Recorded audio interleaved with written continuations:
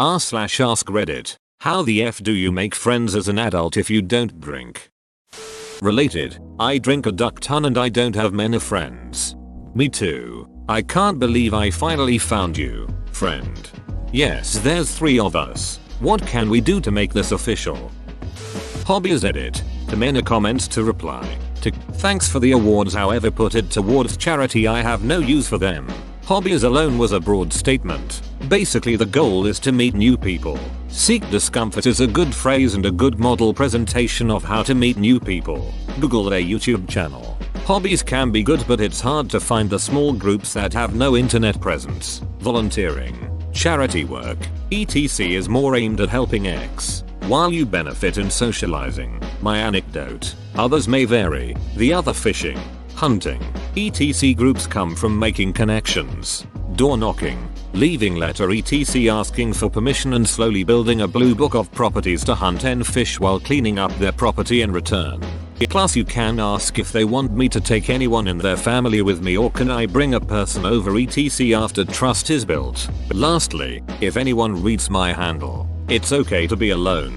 I'm alone but not lonely. I have Reddit to come socialize with you a-holes. But it's okay to only have a handful friends you connect with. The key aspect of friendship is respect. If they don't respect your time nor you as a person as you do them, they aren't your friend. Edit. The IT channel isn't seek discomfort. That's their catchphrase. It is yes theory without the quotations. https://youtube.com see yes theory.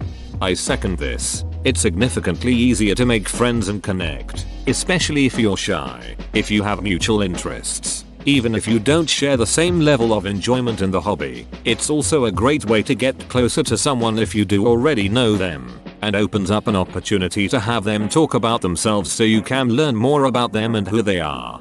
What happens when your hobbies are all isolating? I love to read and play single player video games, and like farming sims and Mario type games. Doesn't invite the crowds lol. I do actually participate with BookTube a lot for a way to be social with reading. But I've yet to make friends from it, but it is nice to find strangers to talk to about books.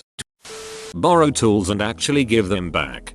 I've got to consider you a top tier friend before I'm lending you any tools. A neighbor borrowed one of my cordless drills and actually gave it back. However, I won't lend him any more tools. Why? He thought the drill was too dirty, so he cleaned it in a dishwasher. Edit. Inquiring minds in the comments wanted to know what happened next. First of all, yes, he washed it with a battery, so the battery vented. That's probably the only reason why he admitted to such unconventional cleaning methods. He had to come clean. He offered to buy me a replacement drill, but I've asked for a cash value instead. Bought myself a set of replacement bearings, new battery pack, then blasted a chuck with rust inhibitor, and now I have a new drill plus quite a bit of spare change, and a neighbor that always cleans his gardening tools in a dishwasher. I started inviting people from online dating sites who said they were looking for friends to play D&D. Some of them were actually looking for friends. I also started a fencing group in my area and advertised it in relevant Facebook groups. A few people showed up, and now we occasionally do things that aren't fencing related. Some of them were actually looking for friends. I laughed way too hard at this. I've made quite a few friends from online dating over the years. We get on but there's no attraction. Slowly, hobbies, community involvement, through work, good luck. If you like doing things with your hands, wood metal work, fabrics, etc., electronics, or programming, hacker/makerspaces are great. They usually have themed events and classes, as well as social events. That's where I made my current friends when I moved to a new city. https://wiki, hackerspaces, org list of hackerspaces, makerspaces, make, co. Searches for my Citinomachus at 3D printer noises. You see someone doing something you do or like to do or are curious. Hit them with a compliment and then with a follow-up question. Met some of my best friends because I liked the colon they were wearing, hahaha. Edit. Cologne. Keeping the error. I am not myself today. Edit. Damn you people in the unrelenting colon comments. Edit. Thank you for running the train on me with rewards. Good on a Logie. The trick is to be positive. Always be in a prostate. Have you considered joining a cult? You make more money as a leader, but you have more fun as a follower. Join clubs, meetups, activities, hobbies, work, volunteer, online, or simply go out to socialize during the day or early evenings. Dungeons and Dragons. The first couple of times bring some goodies. If you want to grease the wheels, ducking best way to find friends. Went from 2 to 20 in a couple of months. Links for people that want to play D&D. For finding a group, Reddit LFG basic rules. Rule a third PDF site used for online D&D. Roll20 site with pre-made characters. Ask the DM if he allows use of these pre-made characters. More tools. D&D Beyond.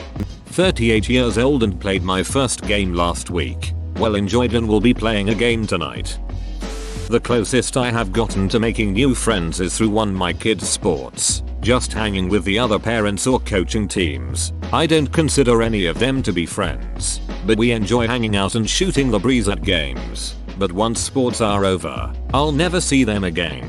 But if I run into them randomly, I'm sure we'll chat for a minute. Solid acquaintances. 2. Video games. Just having a regular group of randoms in a server regularly is nice. I play a racing game and the others are typically all from other countries. But text chat is fun and it's at least interaction with people I don't live with. If I really wanted friends, I'd probably have to go back in time and do a better job keeping in touch with my old group of buddies. Beyond here is an edit due to it's never too late to keep in touch reply. Edit yes. I agree it's usually never too late. But when you literally don't even know what to say or talk about with an old friend who was a very good friend and you are hoping that you can just talk about their kids' sports, I think it is pretty damn late. But this happens to millions of people. It's normal, and I don't dwell or recommend anyone else dwell on it. My parents, mid-70s, moved into a 55+ housing community. Houses not assisted living, and they've made friendly with neighbors. Play cards, pop in for a drink on occasion. So maybe it gets easier later, and I'm not really sad about not having friends. I'm a bit to myself and enjoy short honest conversations with the many people I've gotten to know. My kids' sports maybe because my wife and I are insufferable a-holes, but we can't stand most of the parents of the kids on my son's baseball team. They're like carbon copies of the worst Karen you've ever met. Youth sports is a super weird place. If it isn't City League, like any kind of travel, it gets worse. The friends that I have made in adulthood were not made through boozy social situations. Even though I'm Irish and we love our boozy socials, I've made friends through work and through hobbies. I love taking fun classes. I like taking dance classes mostly, and when you're going to the same class week in, week out, you get talking to the other people at the class and friendships can blossom. You can be friendly and smiley and strike up a bit of conversation, and from that you build up a bit of rapport. I made friends by asking a couple of the girls if they'd like to grab a coffee after class, and then it became a weekly thing. Coffee after class. It doesn't have to be dance. Any kind of class works, even if it's an educational one. Evening classes are a great place to make new friends. Then, and I know everyone's workplace is different. Certainly mine is very easy to make friends. Through work you can make some nice friends. Sit with people at lunch hour instead of eating at your desk or in your car. Chat to people during the work day and find out things about them. If they have a family, if they have any hobbies, etc. Then, when you build up a bit of friendliness, ask them if they'd like to go for lunch or, yes I know, again, a coffee after work and so forth. It definitely helps to be friendly and outgoing. I'm not naturally outgoing, but I am naturally a very friendly person, so I guess that makes me approachable. So try to be approachable and learn the art of small, friendly talk. You can be friendly and smiley and strike up a bit of conversation, and from that you build up a bit of rapport. I think this might depend where you live. I'm Northern English and this is how I have made friends in adulthood. My Southern friends think it's really weird though. I introduced them to a friend and it was something like, "Where did you two meet?" "Here, in the pub." "Oh right. So were you introduced to each other by someone else? Number? So how did you get chatting?"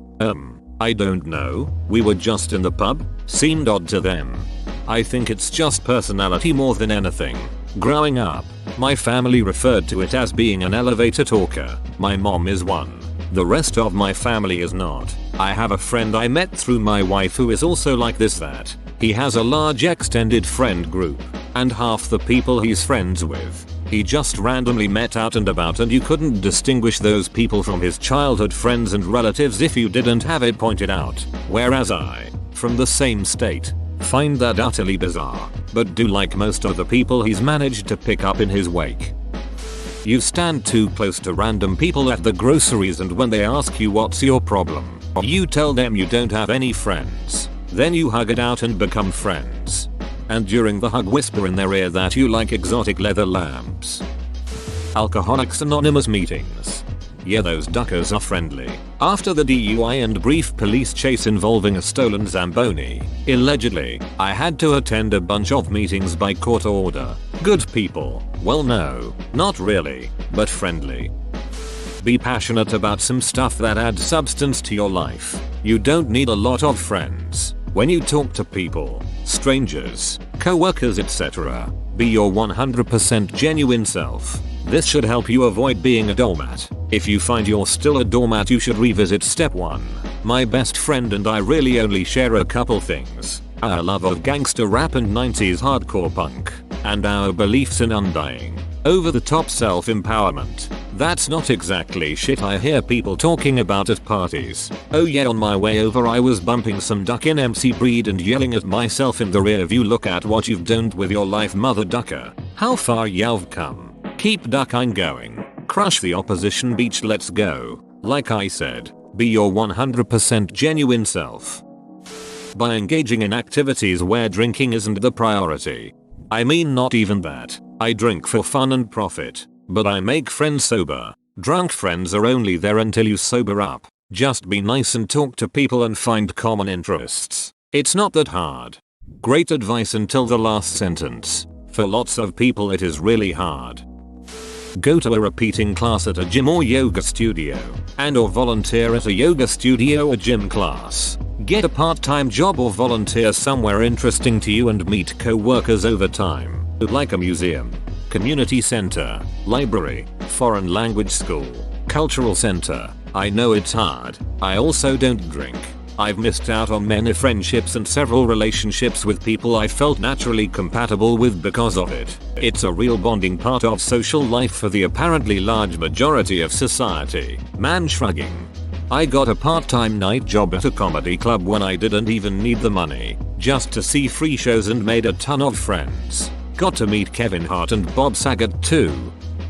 In my experience, adults don't want friends. They want activity partners. Pick an activity that you enjoy doing. Find some people to do it with. If you're lucky, some friendships will organically arise from that. If you're really lucky, they'll even stay friends with you after one or both of you stop doing that activity. But mostly, people just want activity partners. Yeah, this is hard for me. I just like being part of people's lives. Everyone is always doing things. Can't we all just chill, talk, blah? I like doing activities a lot too, but they take a lot of solo time to get better at. Volunteer. I became a Girl Scout leader and have become friends with some of the other leaders and some of the parents from my troop. Is that you? Beverly Hills housewife Phyllis Neffler? Finding groups for hobbies. Which is easier when there isn't a pandemic going on. Dungeons and Dragons is what worked for me. Is this thread a big D&D ad, or is it really that effective? Kinda making me want to play one day. Brazilian Jiu-Jitsu. This is a good one. I've been grappling for about 10 years now, and I've formed some of the strongest friendships in that time. It's almost odd how quickly people bond while trying to strangle each other, lol. Sports. Climbing. Archery. Martial arts. European martial arts. Historical reenactment. Book and theater clubs. I wonder, is there a platonic dating app yet? Tinder. Grindr. Planter. Copyright trademark 2603 2021. I decided to try out Bumble's BFF feature, and it's pretty dead. If there's a better app for matching with platonic friends, I'd like to know. I've been using the Slowly app during the pandemic and have developed some good friendships on there, but they are all located halfway around the world. make a free hug sign and get up early enough to snatch the street corner from the homeless dude. Imagine walking around with that sign during the pandemic. Tabletop war and fantasy game groups.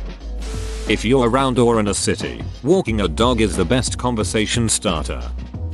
This is so true for all the people saying join a sports team. Whilst that can be generally true, it's 1. Not possible in a lot of places just now due to COVID restrictions, and 2. Overlooks the fact that almost inevitably sports social events end up involving lots of drinking.